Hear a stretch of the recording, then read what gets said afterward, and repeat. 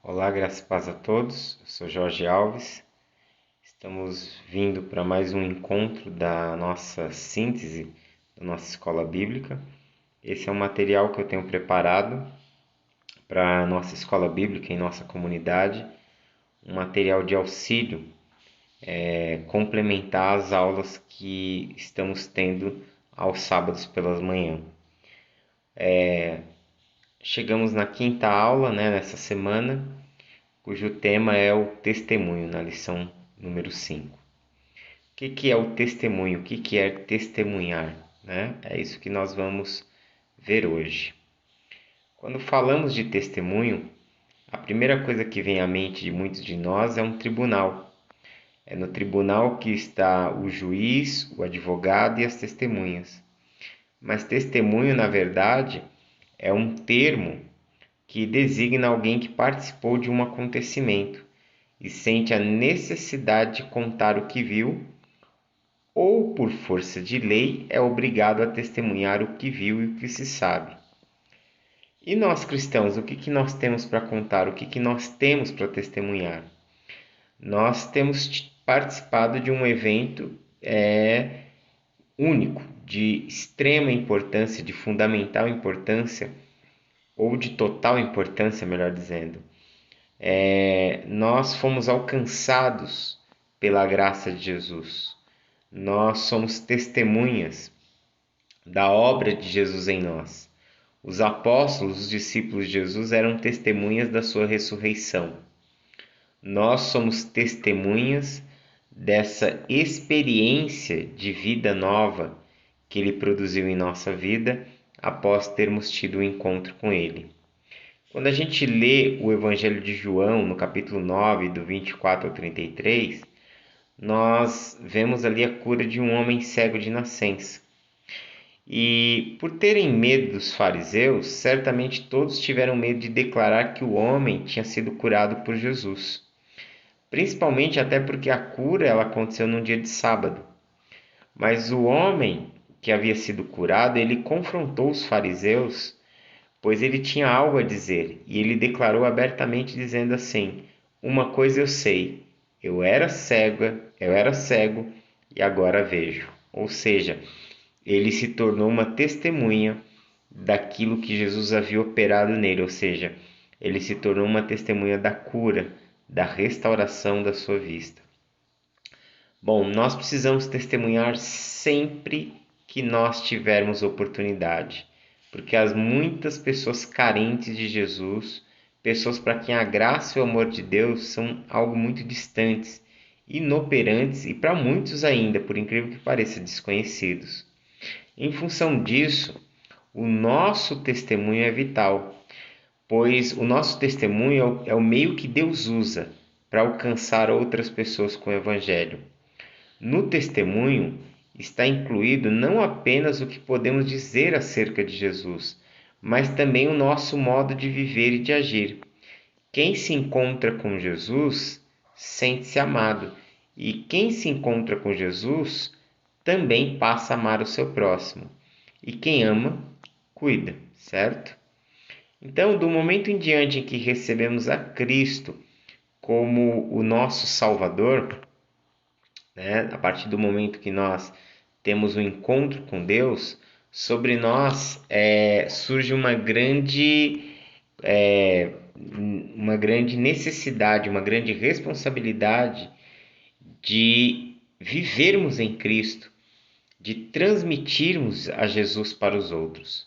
Paulo ele mostra que testemunhar é um modo de viver, sendo que nós passamos a ser embaixadores de Cristo, ou seja, nossa maneira de viver deve recomendar o Evangelho, a nossa vida deve se tornar uma expressão dessas boas novas que Cristo realizou por nós. Então, testemunhar é viver de modo digno do Evangelho de Cristo em todo o tempo, apontando sempre o amor salvador para o senhorio de Jesus sobre as nossas vidas, ok? E aí nos surge a pergunta, como nós vamos testemunhar, Atos 22 nos mostra o testemunho do apóstolo Paulo. Então, nós podemos aprender a testemunhar a partir de alguns testemunhos que você vê nas Escrituras. Testemunhar é algo que pode ser aprendido. Então vamos ler comigo Atos 22, do capítulo 1, do verso 1 ao 21. Você que tem uma Bíblia como essa, abra sua Bíblia comigo. Eu vou estar lendo na Nova Versão Internacional, NVI, e o texto diz assim: Atos, capítulo 22, a partir do verso 1. Paulo dizendo, Paulo se levanta para discursar e diz assim: Irmãos e pais, ouçam agora a minha defesa. Quando ouviram que lhes falava em aramaico, ficaram em absoluto silêncio. Então Paulo disse: Sou judeu, nascido em Tarso da Cilícia, mas criado nessa cidade. Fui instruído rigorosamente por Gamaliel na lei de nossos antepassados, sendo tão zeloso por Deus quanto qualquer de vocês hoje. Persegui os seguidores desse caminho até a morte, prendendo tanto homens como mulheres e lançando-os na prisão. Como podem testemunhar o sumo sacerdote e todo o sinédrio? Deles cheguei a obter cartas para seus irmãos em Damasco e fui até lá a fim de trazer essas pessoas a Jerusalém como prisioneiras para serem punidas. Por volta do meio-dia eu me aproximava de Damasco, quando de repente uma forte luz vinda do céu brilhou ao meu redor. Caí por terra e ouvi uma voz que me dizia: Saulo, Saulo, por que você está me perseguindo? Então perguntei: Quem és tu, Senhor? E ele respondeu: Sou Jesus, o Nazareno, a quem você persegue. Os que me acompanhavam viram a luz, mas não entenderam a voz daquele que falava comigo. Assim perguntei: Que devo fazer, Senhor? Disse o Senhor: Levante-se e entre em Damasco, onde lhe será dito o que você deve fazer. Os que estavam comigo me levantaram pela mão até Damasco, porque o resplendor da luz me deixara cego. Um homem chamado Ananias, piedoso segundo a lei, muito respeitado por todos os judeus que ali viviam, veio ver-me e, pondo-se junto a mim, disse: Irmão Saulo, recupere a visão. Naquele mesmo instante pude vê-lo. Então ele disse: O Deus dos nossos antepassados o escolheu para conhecer a sua vontade, ver o justo e ouvir as palavras da sua boca. Você será testemunha dele a todos os homens daquilo que viu e ouviu. E agora o que você está esperando? Levante-se, seja batizado e lave seus pecados, invocando o nome dele. Quando voltei a Jerusalém, estando eu a orar no templo, caí em êxtase e vi o Senhor que me dizia: Depressa, saia de Jerusalém imediatamente, pois não aceitarão seu testemunho a meu respeito. E eu respondi: Senhor, esses homens sabem que eu ia de uma sinagoga a outra, a fim de prender e açoitar os que creem em ti. E quando foi derramado o sangue da tua testemunha Estevão, eu estava lá, dando minha aprovação e cuidando das roupas do que os matavam. Então o Senhor me disse: Vá, e eu os enviarei para os de longe, aos gentios. Então, o que nós podemos ver aqui, nessa leitura?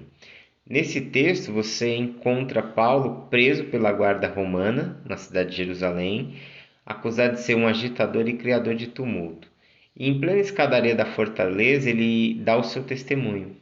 Então vamos ver e aprender com o apóstolo Paulo, sobre como darmos um testemunho eficaz. Em primeiro lugar, nós vemos a comunicação. Do verso 1 ao 3, nós vemos a forma como Paulo ele se comunica, Quando nós queremos transmitir uma mensagem para alguém, a primeira coisa que nós precisamos ganhar é a atenção da pessoa. Senão tudo que nós dissermos pode se perder. Paulo ele usou uma técnica. O que Paulo fez? Ele começou a falar em hebraico, que era a língua do povo de Israel. Então, isso produziu um efeito imediato. Provavelmente nas outras comunidades no mundo gentílico ele falava o grego, que era uma língua comum naquele contexto de mundo, os povos da Ásia ali dominavam o chamado grego koiné, que era o grego popular, e talvez acreditavam, a multidão não tinha talvez esse conhecimento claro de quem foi o apóstolo Paulo, e aí de repente ele começa a falar em hebraico. E quando ele fala em hebraico, né, que é a língua do povo de Israel, eles param, eles ficam em total silêncio. Então, o que o Paulo fez? Ele encontrou um aspecto cultural, no caso a língua, para se aproximar dos seus ouvintes. Então, qual é a lição que nós aprendemos aqui? Trate de ganhar a confiança da pessoa a quem você quer alcançar. Comece por algo relacionado à necessidade dela e garanta que você tenha a atenção dela. Paulo, além de falar hebraico, afirma sua identidade próxima a seus ouvintes, né? Ele se declara hebreu, ele se declara fariseu. Então, ele tem pontos em comuns, ele cria uma ponte para que ele pudesse comunicar, para que ele pudesse falar, para que ele pudesse expressar o seu testemunho. Então, o primeiro ponto, nós precisamos ter uma comunicação que gere a atenção das pessoas. Nós precisamos encontrar um ponto onde as pessoas elas parem para nos ouvir. Quando você consegue ganhar a atenção de uma pessoa, você consegue ganhar mais de 50%, você tem mais de 50% de assertividade dentro do que você vai fazer. Então, se preocupe muito com esse elemento da comunicação e de como levar a pessoa a te ouvir, ok? Segundo, não tenha vergonha de contar como você era sem Jesus. Paulo conta que, tal como seus ouvintes, ele também foi contra a fé cristã, foi incansável perseguidor dos cristãos e levou muitos à prisão. Então, muitas vezes nós recusamos de lembrar quem nós éramos. Nós recusamos, né? Nós não queremos lembrar do nosso passado, dos nossos pecados, dos nossos medos, das nossas angústias, até porque hoje nós passamos a viver uma nova vida em Cristo. Ok, mas apresentar a nossa vida como ela era antes de Cristo, ela tem um efeito importante para quem está ouvindo o nosso testemunho. Muito dos nossos pecados, dos nossos medos, das situações que nós vivemos no passado são comuns. Guarde bem isso, são comuns às outras pessoas. O que você viveu no passado, o que você passou, pode ser que aquela pessoa ela esteja vivendo aquela mesma situação e ela gostaria de sair daquela situação, ela gostaria de viver uma mudança e ela não sabe como isso pode se processar na vida dela.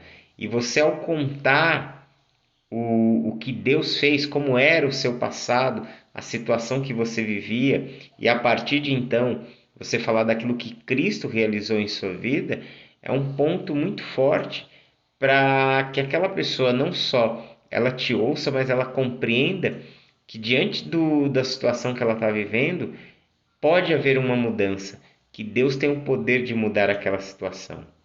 Então, invariavelmente as pessoas pensam que seus pecados são maiores que os pecados das outras pessoas. Ou, por outro lado, tem aquele grupo, né, que pensam que não tem pecado nenhum, né? Ao verem você descrever como você vivia, eles começam a identificar-se com a sua vida e com os seus problemas. Então, essa é uma forma de você gerar um interesse daquilo que você tem a contar.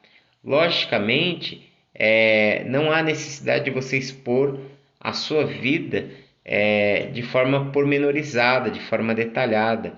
Não, porque isso até pode também interferir na comunicação. O que você precisa falar é de uma forma básica, de como você era, de como você vivia, porque o grande foco está em apresentar Jesus, em apresentar a obra de Jesus em sua vida. Então, restringe-se apenas a descrever como você vivia o que fazia e o resultado disso em sua vida, ou seja, o que aquela situação que você vivia produzia na sua vida: tristeza, dor, angústia, solidão. E a partir daí, nós vamos para o próximo ponto, que é explicar como conhecemos a Jesus, como você conheceu a Jesus. Quando você olha do verso 6 ao verso 10, que é a terceira parte do testemunho do apóstolo Paulo, ele apresenta o fato que trouxe uma mudança para a sua vida, que foi o seu encontro pessoal com Jesus. Nós cristãos, nós acreditamos que a conversão é operado através de um encontro com Jesus promovido pelo Espírito Santo. Nesse encontro com Jesus, nós descobrimos a graça e o amor de Deus presente na vida, né? Na nossa vida. Nós descobrimos a graça e o amor de Deus que nos leva ao arrependimento, à conversão, à aceitação de Cristo como nosso Senhor pela fé.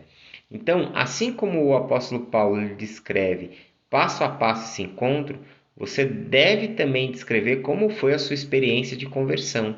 Aqui vale descrever como Paulo fez, seus sentimentos e como Deus nos ama. Não esqueça, todo pecador ele é conquistado pelo amor de Deus em Cristo. Lembre-se sempre dessa verdade que Paulo apresenta em Romanos 5,8, quando ele diz assim: mas Deus prova o seu amor por nós, pelo fato de ter Cristo morrido por nós quando nós ainda éramos pecadores. Essa é uma verdade maravilhosa de saber que Deus ele realizou a sua obra por nós, que Cristo morreu por nós quando nós nem imaginávamos conhecê-lo, quando a gente nem sonhava em estar na presença dele. Deus já estava agindo em amor para resgatar e salvar a nossa vida. Então, o que nós vamos perceber, né? Nós vamos perceber muitas vezes que as objeções elas vão surgirem, né? Que muitas vezes nós vamos ter que lidar com essas dificuldades, né? Com os contrapontos, com pessoas que elas vão ter resistência, mas guarde bem isso, não hesite em usar a mensagem da Bíblia. Ali estão os testemunhos de muitos homens e de mulheres que andaram com Deus. Ali está o que essas pessoas sentiram. Ali está a voz de Deus orientando essas pessoas e, por conseguinte, também a nós. O capítulo 5 da carta aos Romanos é muito bom para que você possa usar para conversar com alguém, ajudar a expor o seu testemunho. Por quê? Lá o apóstolo Paulo diz: mas onde abundou o pecado, superabundou a graça, a fim de como o pecado reinou pela morte, assim também reinasse a graça pela justiça para a vida eterna, mediante Cristo Jesus nosso Senhor. Tá? Quando você for concluir, porque isso é algo breve, você não deve, mesmo que você tenha a atenção da pessoa, você não deve ultrapassar 10 a 15 minutos no máximo. 15 já é muito. Você pode fazer isso em 5 minutos, você pode fazer isso em 10 minutos, e assim o limiar é 15. Eu acredito que se você tem uma oportunidade, que alguém te deu ouvidos, alguém está prestando atenção em você, aproveite cada minuto ao máximo. Então, não passe de 10 minutos, use de 5 a 10 minutos para que você possa expor o seu testemunho. E ao concluir o seu testemunho, pergunte para a pessoa, né? Faça essa pergunta: há alguma coisa que impeça você de receber Jesus Cristo agora como seu Salvador? Logicamente que quando nós fazemos essa pergunta, a pessoa ela vai se reconhecer pecadora talvez, ou se declarar arrependida, e você precisa falar que Jesus ele está pronto, disposto a andar com aquela pessoa. Se essa pessoa ela aceita o testemunho de Jesus, você levou ela a encontrar-se com Cristo. Ela agora se tornou um discípulo de Jesus e você tem uma segunda missão agora, que é se tornar um discipulador, se tornar uma pessoa que gera, que faz discípulos. Até porque o objetivo do nosso testemunho é tornar conhecido e presente o amor de Deus para que as pessoas possam se tornar discípulas de Jesus, ok? Porém, se a pessoa responder que existe alguma situação que impede de receber Jesus, pergunte a ela se ela pode te contar quais são esses impedimentos. Se ela contar para você os impedimentos, ouça com atenção e procure ajudá-la a compreender o amor de Deus. conte com a sabedoria e o poder de Deus para derrubar as barreiras, ou seja, seja alguém que tenha uma vida de intimidade com Deus, uma vida voltada para Deus, uma vida de oração, uma vida de disciplinas espirituais, uma vida em que você dependa da ação do Espírito sobre você, porque o Espírito Santo do Senhor irá te ajudar. Lembre-se, nós somos testemunhas de Jesus e nunca, em hipótese alguma, quem converte as pessoas a Jesus. Devemos fazer nossa parte, que é testemunhar, mas nós não temos autoridade para fazer a parte que é exclusiva do Senhor, que é exclusiva do Espírito Santo na vida das pessoas, ok? E, para terminar, na hipótese de que a pessoa em questão não querer mais conversar ou preferir não contar os impedimentos, né, que levam ela a não querer, a não conseguir ter Jesus como Senhor e Salvador, não se angustie. A semente ela foi lançada. Mesmo que a pessoa rejeite aceitar a Jesus, que para nós é uma triste decisão, nós devemos demonstrar o amor e respeito pela vida dela, ok? Amor e respeito pelo momento que ela está vivendo, pela fase que ela está vivendo. Deus é quem dá a liberdade de recusar tão preciosa bênção. Devemos nos lembrar, Deus não nos constitui juízes, mas sim nós somos testemunhas. Ore com a pessoa e trate de colocá-la na sua lista de oração e até mesmo de visitas regulares. Deus vai operar na vida dela como operou em você, ok? Lembre-se que nós precisamos ter a paciência. Lembre-se da parábola do semeador, que nem toda semente se tornou proveitosa, mas ele não desistiu de semear. Mesmo nas terras áridas, difíceis, ele continuou a sua jornada em semear e houve as sementes que caíram em boa terra. Então, persevere, trabalhe, lute em transmitir o seu testemunho e seja você alguém que alcance pessoas para Cristo, que você possa ter essa experiência de ser um instrumento nas mãos de Deus e ser usado para levar pessoas a Cristo, levar pessoas a conhecer o Senhor e você testemunhar do poder transformador de Deus na vida das pessoas, assim como um dia ele operou na sua. Amém? Que Deus abençoe em Cristo e até mais.